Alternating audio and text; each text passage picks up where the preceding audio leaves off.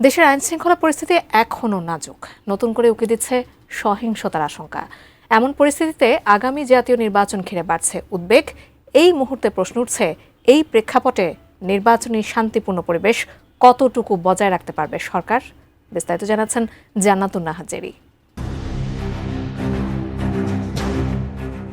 জুলাই অভ্যুত্থানে শেখ হাসিনা সরকারের পতনের পর রাতারাতি ভেঙে পড়ে দেশের আইনশৃঙ্খলা পরিস্থিতি। নানা সহিংসতা, ছিনতাই, চাঁদাবাজির মতো অপরাধ বেড়ে যাওয়া, অন্যদিকে মনোবল ভেঙে পড়া, পুলিশের নিষ্ক্রিয়তা সহ সব মিলিয়ে পরিস্থিতি সামাল দিতে হিমশিম খাচ্ছে অন্তর্বর্তী সরকার। আবার রাজধানী ঢাকাসহ সারা দেশে প্রায় প্রতিদিনই বিভিন্ন দাবি দাওয়া নিয়ে মাঠে নামছে বিভিন্ন শ্রেণী পেশার মানুষ। এদিকে আগামী 13ই নভেম্বর ব্লকেটের হুমকি দিয়েছে আওয়ামী লীগ। দেশের এমন অবস্থার মাঝেই ত্রয়োদশ জাতীয় সংসদ নির্বাচনের কথা রয়েছে। একটি অবাধ, সুষ্ঠু ও সুন্দর একটি পরিবেশে নিরপেক্ষ নির্বাচনের জন্য অপেক্ষায় আছে সবাই। কিন্তু দেশের এমন পরিস্থিতিতে আদৌ কি নির্বাচন সুন্দর ও শান্তিপূর্ণ পরিবেশে অনুষ্ঠিত হবে কিনা তা নিয়ে তৈরি হয়েছে শঙ্কা। গত 6 নভেম্বর চট্টগ্রাম নগরীর বায়েজিদ বোস্তামি থানার চালিতাতলীর খন্দকারপাড়া এলাকায় জনসংযোগকালে দুর্বৃত্তদের গুলিতে একজনের মৃত্যু হয়।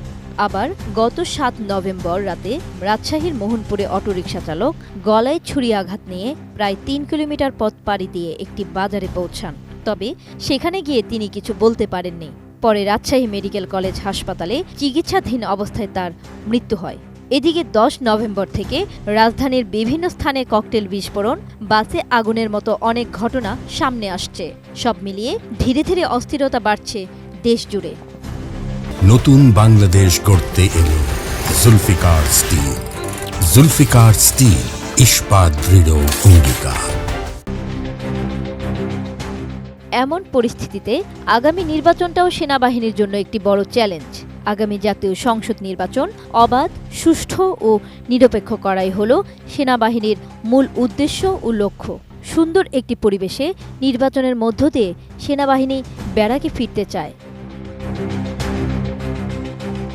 এছাড়া জনসমাগম নিয়ন্ত্রণ করতে গিয়ে রীতিমতো হিমশিম খেতে হচ্ছে আইনশৃঙ্খলা বাহিনীর সদস্যদের।